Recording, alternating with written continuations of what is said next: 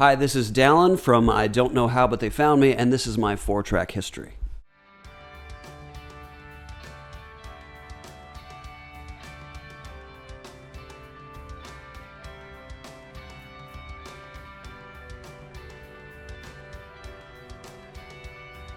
Man, this one goes back over a decade, I think. An old Brobecks song that sort of was inspired by the old klezmer tradition, I guess. But the lyrics are kind of a dark story about a poisoned spouse, someone who was killed for inheritance money. You know, it's a story song, but it's one that I still love to play today because it's got a lot of room for Ryan and I to sort of wander around and improvise in. So we play it in our live show to this day. We sort of turn off all the tracks and do this song that's just between he and I and everyone in the audience as well. We sort of make them the third instrument. So it's a fun one to play. I really still like playing it because it's always sort of been that song that really naturally has a lot of room to expand and contract depending upon the situation that we're in. So.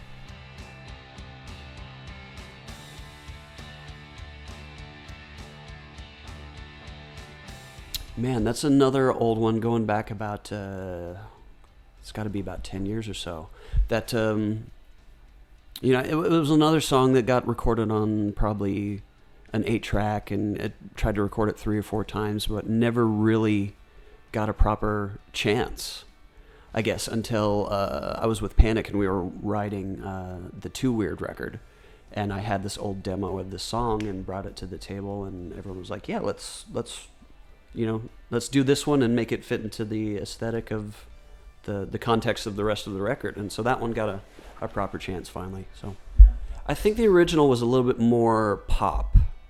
And when we took it to the Panic record, we made it a little more left of center of pop. I mean, it still had that pop foundation to it, but a little bit more synthy, I think.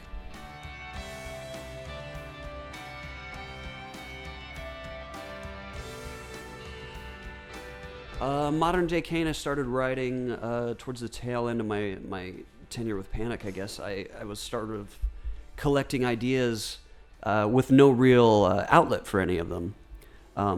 So I was just writing for the sake of writing, I guess, and ended up with this song that to me was...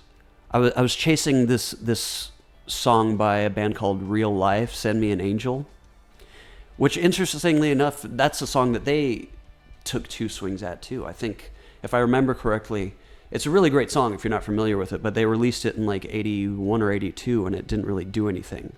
But a DJ here in England, I believe, found the track and started playing in like 85 or 86, and it became this massive hit for them. So they sort of reformed and re-recorded and re-released it. So Modern Day Cain is me sort of chasing the vibe of that song, which I always really loved. I think I originally heard it in a movie, Teen Wolf 2, starring Jason Bateman.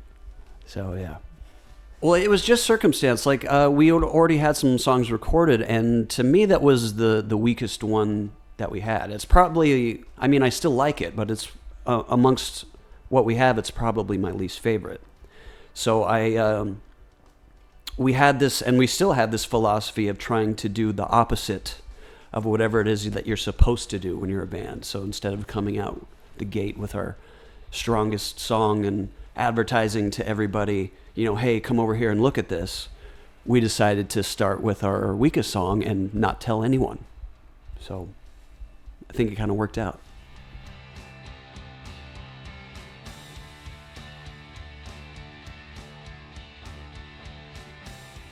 Do it all the time. I did in a writing session out in LA. We had 3 or 4 days to write a couple songs for the EP because we wanted to release some new things that hadn't been online yet. And the original idea was going to sort of sample InXS's I Need You Tonight, but we couldn't afford that. So I had to rewrite that little introductory bass line to a way that was cheap, which is our whole MO. So, yeah, that's how Do It All the Time was born. and it's sort of a send up of that do whatever you want philosophy that's so popular in music today, because I think that's just a bad philosophy. It doesn't take into account that the thing that you might want to do could be bad or it could harm somebody. So it's a song that sort of mocks that philosophy and mocks pop music in general, like the state of it today and how it's made. So I really enjoyed making that one. The director, Raul Gonzo is his name. He really helped me put my vision for that song together. And the aesthetics for it were just as I imagined, and it worked out perfectly. It was a long day, but he made it all very, very easy. And the biggest part of the day and the final shot was that last thing that you see, Ryan and I standing next to the burning mannequins that are wearing my old Panic suits. And some people took that a little too personally, but really it was just a matter of saving money.